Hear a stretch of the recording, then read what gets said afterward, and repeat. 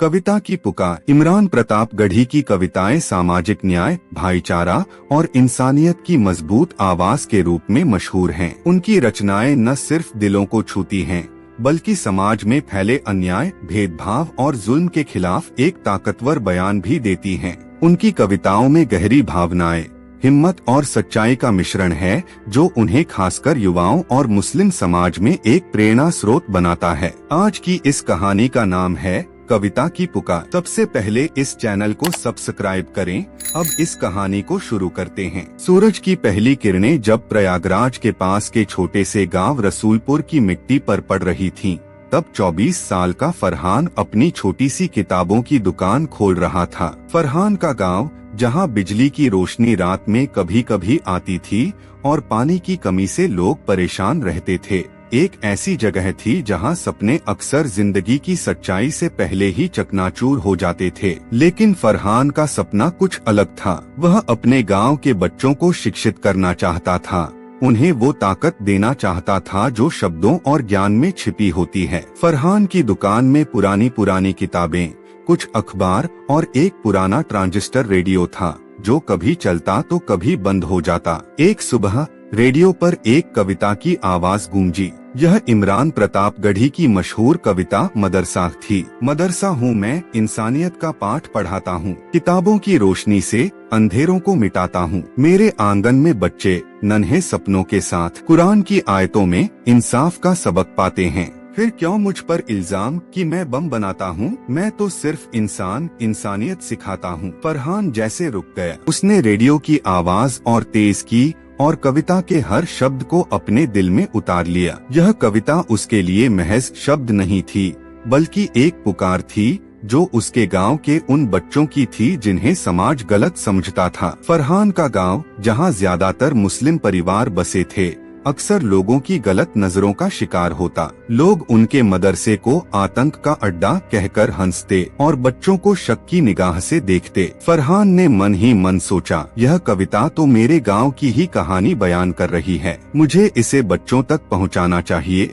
उसने अपनी दुकान में एक छोटा सा कोना तैयार किया, जहां वह शाम को बच्चों को इमरान की कविताएं सुनाने लगा। उसने एक्स ऐप पर इमरान प्रतापगढ़ी का हैंडल @शायर इमरान फॉलो किया और उनकी हर पोस्ट को ध्यान से पढ़ा। उसे पता चला कि इमरान सिर्फ एक कवि नहीं, बल्कि एक सामाजिक कार्यकर्ता और सांसद भी हैं, जो न्याय और समानता के लिए लड़ते हैं। फरहान ने बच्चों के लिए एक छोटा सा स्कूल शुरू किया, जिसका नाम रखा प्रकाश का द्वार। यह स्कूल कोई भव्य भवन नहीं था, बस एक आम के पेड़ के नीचे कुछ चटाइयाँ और एक पुराना ब्लैक बोर्ड। वहाँ वह बच्चों को न सिर्फ किताबें पढ़ाता, बल्कि इमरान की कविताएं भी सुनाता। एक शाम उसने बच्चों को इमरान की कविता हाँ मैं कश्मीर हूँ सुनाई। हाँ मैं कश्मीर हूँ, जन्नत का एक टुकड़ा, मेरे सीने में दर्द, मेरी रगों में खून का सैलाब, मेरे बच्चों की आंखों में सपनों का मेला, पर गोली और बारूद ने मुझको कर दिया अकेला। मैं पूछता हूँ दुनिया से, मेरा गुनाह क्या है? मैं तो बस प्यार मांगता, नफरत क्यों मिलती है? कविता सुनकर 11 साल की जमीला की आंखें भर आईं। उसने फरहान से पूछा, भाईजान, कश्मीर इतना खूबसूरत है, फिर वहाँ इतनी हिंसा क्यों? फरहान के पास सीधा जवाब नहीं था, लेकिन उसने जमीला को समझाया, कविता हमें सवाल करने की हिम्मत देती है जमीला, और सवालों से ही सच्चाई सामने आती है। फरहान ने तय किया कि वह बच्चों को सिर्फ पढ़ाई ही नहीं, बल्कि सामाजिक मुद्दों पर विचार करने की क्षमता भी देगा। उसने इमरान की कविता को एक छोटे नाटक में बदल दिया, जिसमें गांव के बच्चे कश्मीर की पीड़ा को अपनी जुबान में व्यक्त करते।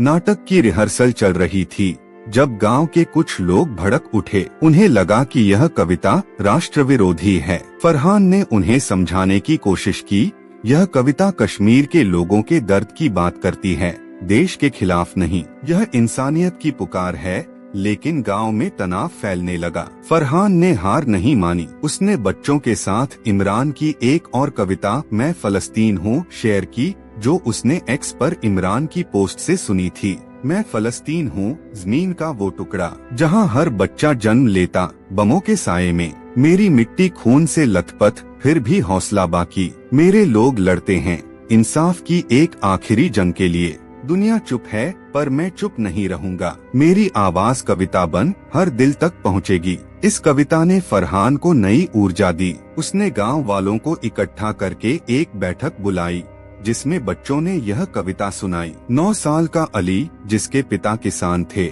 ने कविता को इतने उत्साह से पढ़ा कि बैठक में खामोशी छा गई। एक बुजुर्ग महिला ने कहा, यह बच्चा तो इमरान साहब जैसा लगता है, इतनी ताकत है इसकी आवाज में। लेकिन इस बैठक के बाद गांव के कुछ लोग और ज्यादा नाराज हो गए। उन्होंने फरहान पर आरोप लगाया कि वह बच्चों को गलत रास्ते पर धकेल रहा है। फरहान ने जवाब दिया, मैं बच्चों को सिर्फ सच्चाई सिखा रहा हूँ। इमरान की कविताएं इंसानियत सिखाती हैं, नफरत नहीं। 2025 में इमरान ने एक्स पर एक पोस्ट शेयर की थी जिसमें उनकी कविता किताबों को जला दोगे का जिक्र था। किताबों को जला दोगे तो क्या सच्चाई मरेगी? मेरे शब्दों की आग तुम्हारी नफरत को जला देगी। मैं कवि हूँ, मेरी कलम इंसाफ की तलवार है। हर अंधेरे में मेरी कविता रोशनी बिखेरेगी। फरहान ने इस कविता को अपने स्कूल के बच्चों के साथ साझा किया। उसने बच्चों से कहा, जब लोग किताबों को जलाते हैं तो वे सच्चाई को दबाने की कोशिश करते हैं, लेकिन सच्चाई कभी नहीं मिटती। इसी समय गांव में एक नया विवाद खड़ा हो गया। कुछ लोग फरहान के स्कूल को बंद करवाना चाहते थे। उन्होंने स्थानीय थाने में शिकायत की कि फरहान बच्चों को उग्रवाद सिखा रहा है। पुलिस ने फरहान को बुलाया और पूछताछ की। फरहान ने शांतिपूर्वक जवाब दिया, मैं सिर्फ कविताएं पढ़ाता हूँ जो इंसानियत की बात करती हैं। अगर यह अपराध है तो मुझे सजा दे दीजिए। पुलिस ने उसे जाने दिया, लेकिन गांव का माहौल गर्म था। फरहान को धमकियां मिलने लगीं। उसकी दुकान पर हमला हुआ, कांच टूट गए, लेकिन फरहान ने हिम्मत नहीं हारी। उसने बच्चों को इमरान की एक और कविता जब इस्लाम कहता है सुनाई, जो एक्स पर देखी थी। जब इस्लाम कहता है पड़ोसी भूखा हो तो खाना हराम, तो मैं क्यों न बांटूं अपनी रोटी का एक टुकड़ा। जब कुरान कहता है इंसानियत से बड़ा कोई मजहब नहीं, तो मैं क्यों न लड़ूं हर उस इंसान के लिए जो दबा है। इस कविता ने बच्चों में नया जोश भर दिया। उन्होंने फैसला किया कि वे गांव में एक बड़ा कार्यक्रम आयोजित करेंगे जिसमें इमरान की कविताएं सुनाएंगे और गांव वालों को उनके संदेश समझाएंगे। कार्यक्रम का दिन आया। गांव का बड़ा मैदान बच्चों की आवाजों से गूंज उठा। जमीला, अली और अन्य बच्चे मंच पर थे, कविताएं सुना रहे थे। फरहान ने माइक पर कहा, ये कविताएं सिर्फ शब्द नहीं, हमारे दिलों की धड़कन हैं। इमरान प्रतापगढ़ी ने हमें सिखाया कि सच्चाई से डरना नहीं चाहिए। कार्यक्रम में वे लोग भी आए जो पहले फरहान के खिलाफ थे। कविताएं सुनकर उनकी आंखें नम हो गईं। एक बुजुर्ग ने मंच पर आकर कहा, हमने गलती की। ये कविताएं तो हमें मिलजुल कर रहने की सीख देती हैं। इस कार्यक्रम के बाद फरहान का स्कूल और मजबूत हो गया। गांव वाले अब उसकी मदद करने लगे। फरहान ने एक्स पर इमरान को मैसेज भेजा जिसमें बताया कि उनकी कविताओं ने एक छोटे गांव में बदलाव ला दिया। कुछ दिनों बाद इमरान ने जवाब दिया, फरहान, तुम मेरी कविता को जीवित कर रहे हो, यही मेरी सच्ची जीत है। फरहान की जिंदगी गांव रसूलपुर में शुरू से ही संघर्षों से भरी थी। उसके पिता एक छोटे किसान थे जो सूखे की मार से हमेशा परेशान रहते। माँ घर संभालती और कभी कभी मजदूरी करती।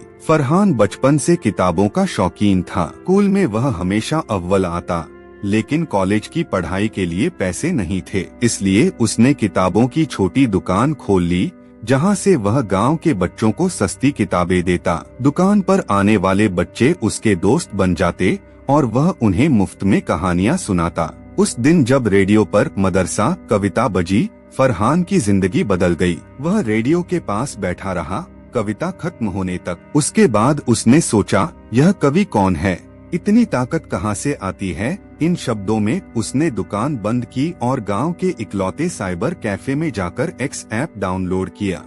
@शायर इमरान को फॉलो करते ही उसे इमरान की दुनिया का पता चला। इमरान की पोस्ट्स में सामाजिक मुद्दे, राजनीति और कविताएं थीं।